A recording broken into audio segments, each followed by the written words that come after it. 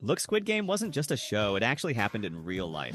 The brothers' home in South Korea during the 70s and 80s was a real-life nightmare. Thousands of homeless people, orphans, and disabled individuals were taken off the streets, promised help, but instead they were forced into brutal labor with no pay, treated like animals, exploited by the powerful for their own gain. The authorities hid behind a facade of rehabilitation, just like in Squid Game, where contestants were trapped in a game they couldn't escape, desperate for money but manipulated and controlled by those in power. The victims of the brothers' home were in the same situation, forced to work in harsh conditions with no choice, no way out, just like the players risking everything in a deadly game. The truth came out in the late 80s and the brothers' home was shut down, but the damage had already been done, and justice was never fully served. The tragic truth is that whether in reality or fiction, systems often treat people as disposable commodities. The suffering and loss of life at the brothers' home highlight the extreme measures oppressive regimes will take to maintain control. While Squid Game presents a fictional reflection of this, where individuals are forced to play deadly games for money and survival, the real-life horrors of the brothers' home were far from a game. They were a living nightmare that trapped innocent people in a cycle of exploitation and violence. The cycle didn't end with the closure of the brothers' home. It continued,